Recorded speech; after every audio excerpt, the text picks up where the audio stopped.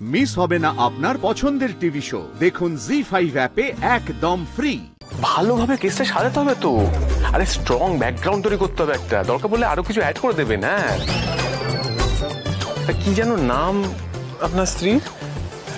কিঙ্করি দেবী। হ্যাঁ হ্যাঁ হ্যাঁ, ঠিক আছে ঠিক আছে, আপনি চিন্তা করবেন না। আপনি আমার চেম্বারে আসুন, আমি ব্যবস্থা করছি, আপনার ডিভোর্স হয়ে যাবে। ঠিক আছে, হ্যাঁ রাখছি। ইনি কি মধুপুরের রমেশ বাবু? হ্যাঁ, কেন বলুন তো, চেনেন নাকি? 2 বছর আগে এই দিতি ঘটক ওনাদের বিয়ে দিয়েছিল। কি? আমি এত কষ্ট করে ওনাদের বিয়ে দিলাম আর আপনি ওদের ডিভোর্স করাচ্ছেন? তো কি, দেখুন আপনার বিয়ে দেওয়াটা কাজ, আমার ডিভোর্স করানোটা। আমাকে আমার কাজটা করতে দিন। হ্যাঁ, আমার কাজে একদম নাকটা গলাবেন, বুঝতে পেরেছেন? লজ্জা করে না? হ্যাঁ আপনার, আপনি মিথ্যে কথা বলতে বলছিলেন, বানিয়ে বানিয়ে অত্যাচারের কথা বলতে বলছিলেন। হ্যাঁ বুঝতে পেরেছি, আড়ি পেতে লোকের কথা শোনার হ্যাবিটটা আছে। আর আপনার তো মিথ্যে কথা বলে লোকের ঘর ভাঙার হ্যাবিট আছে। এই শুনুন, আপনি না একদম বাজে বকবেন না। আর আপনিও না। এই ডিভোর্স আমি কিছুতেই হতে দেব না। এই যে আপনার কাজ বিয়ে দেওয়া, বিয়ে টিকিয়ে রাখা নয়, বুঝতে পেরেছেন? এই দিতি ঘটক একবার যাদের বিয়ে দেয় 7 জন্মে গ্যারান্টি সহ দেয়। বলছেন আপনি গ্যারান্টি মানে? হ্যাঁ বুঝি, দেখতে পাচ্ছি না সামনে দাঁড়িয়ে আছে, নিজের বিয়ে কোনো গ্যারান্টি।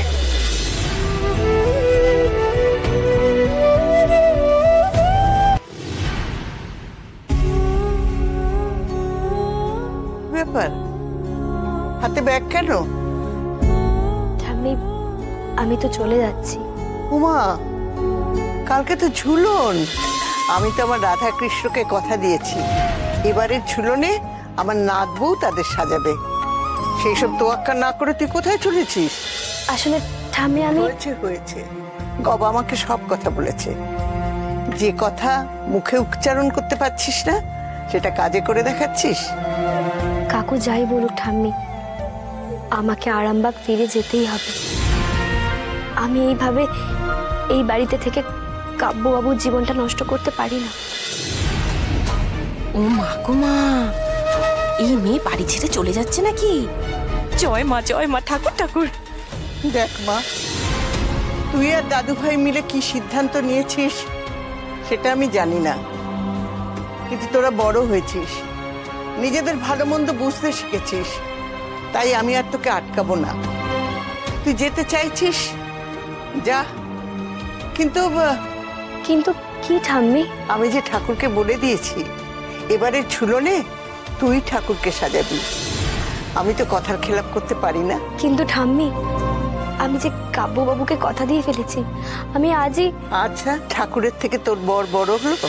হ্যাঁ, তোকে ঝুলন অব্দি থাকতেই হবে মা, তারপর তোর যেখানে ইচ্ছে তুই যাস, আমি তোকে আটকাবো না।